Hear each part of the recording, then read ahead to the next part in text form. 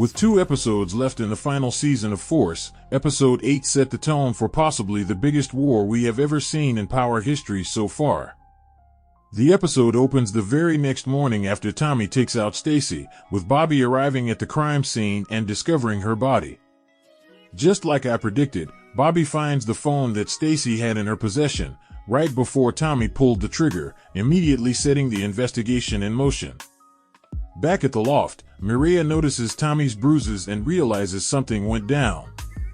Tommy admits that he fought Diamond, and tells her that he wants to burn the entire CBI coalition to the ground, while Mireya pushes back on that idea, telling him that it would be smarter to rebuild it back instead. She suggests that he reach out to Miguel for help, planting the seed for what comes next. Not long after, Tommy gets a call from Bobby, where he tells him flat out that he's coming for him, but Tommy stays silent and doesn't respond. Realizing how dangerous things are about to get, Tommy warns Mireya not to come back to the loft by herself, knowing too many people are now hunting him. After kicking Tommy out of CBI, Diamond immediately puts things in motion, relocating every stash house, and rushes to reconnect with coalition crews before Tommy can take away some of his customers and destabilize the organization. At the same time, Gennard is clearly lying to Diamond. He hid the truth about his relapse, his breakup with Shanti after she caught him cheating, and his current instability. Despite Diamond being unaware of all of this, he assigns Gennard to stay close to Shanti, not knowing that Gennard is completely compromised. Gennard later attempts to reconcile with Shanti, but she shuts him down completely, as she refuses to rejoin CBI, and makes it clear that she is focused on building her own independent hustle. This rejection quietly sets the stage for everything that follows. With Tommy now being fully on his own, he meets up with Che, who already is aware of Stacy Mark's death, as well as Tommy's expulsion from CBI. Che gives Tommy an ultimatum by telling him that he has 24 hours to move product or his family will pay the price. On the legal front, Bill Sang steps in as the new acting U.S. attorney after Stacy's death and immediately prioritizes finding her killer. Bobby DeFranco points Sang directly at Tommy and hands over Stacy's phone, which he recovered from the crime scene. Meanwhile, Shanti quietly places Raheem inside CBI as her eyes and ears. While he agrees, he also seems to have his own agenda. He wants to replace Gennard as Shanti's partner, adding another layer of betrayal to an already fractured organization. Law enforcement begins to apply pressure on Tommy by having his home barricaded and JP's house raided. In response, Tommy promotes D-Mac to his second in command, exactly as predicted in my last video, and gives him 3 bricks to move. Tommy and D-Mac also tell JP that Gennard once again tried to have D-Mac killed. When D-Mac turns to Marshall for help, Marshall refuses and kicks him out after already packing his bags. This marks the second time that Marshall has chosen Gennard over D-Mac. Gennard's meeting with the RDSs goes terribly wrong, as his drug use and their unresolved grievances derail everything, while it is revealed that King Kilo is about to be released from prison. After the meeting, Gennard is shown using drugs once again, further explaining why Raheem did nothing as Gennard got beat down by JP. We saw Tommy make a major power move as he delivered product to Shanti and proposed a partnership between them since Shanti has territory and soldiers, while Tommy has the connect and supply. Shanti informs Tommy about a woman named Kendra, a corrections officer at the Southfield prison, who was dissatisfied with Diamond.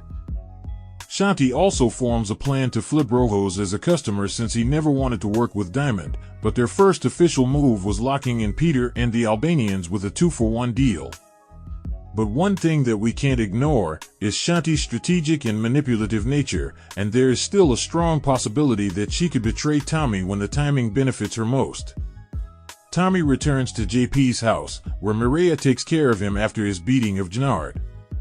This is when Mireya lets it slip to JP and D-Mac that she's pregnant.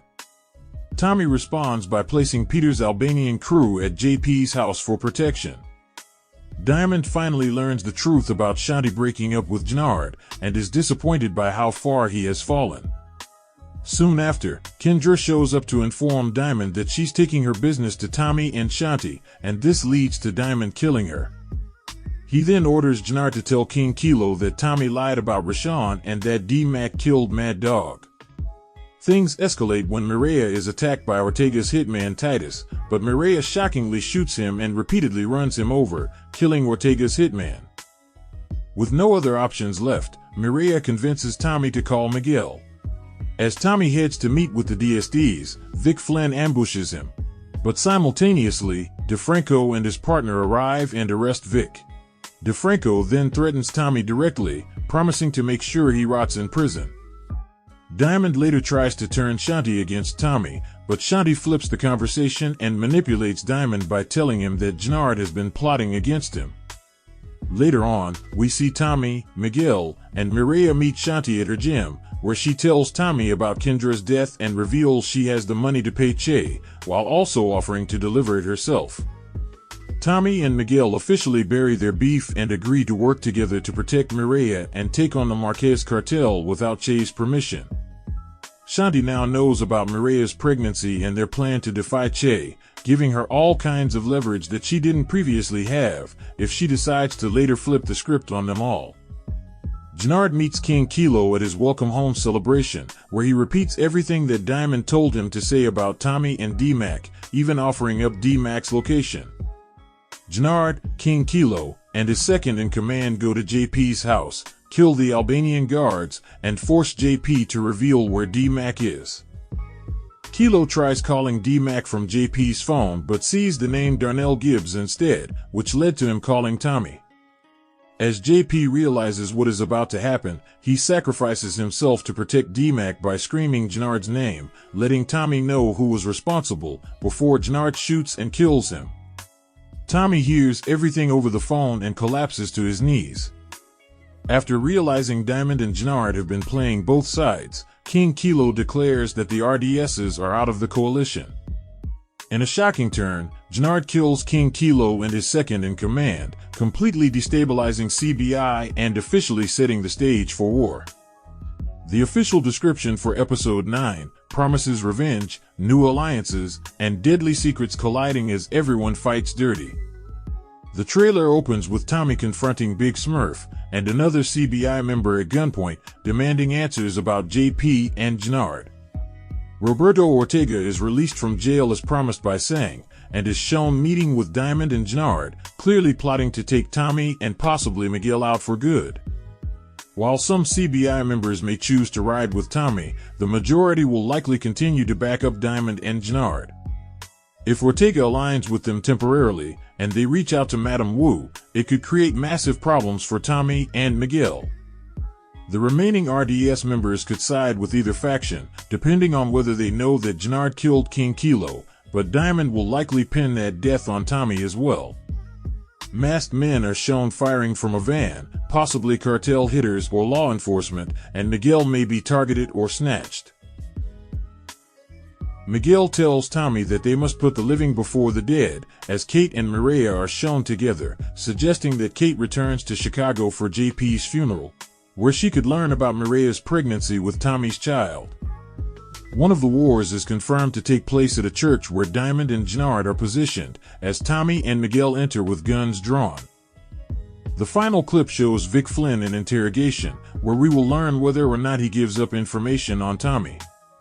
Shanti is also shown meeting up with Che, face-to-face at Miguel's spot, which will reveal her true intentions, and whether she throws Tommy, Diamond, and Jnard under the bus for her own personal gain.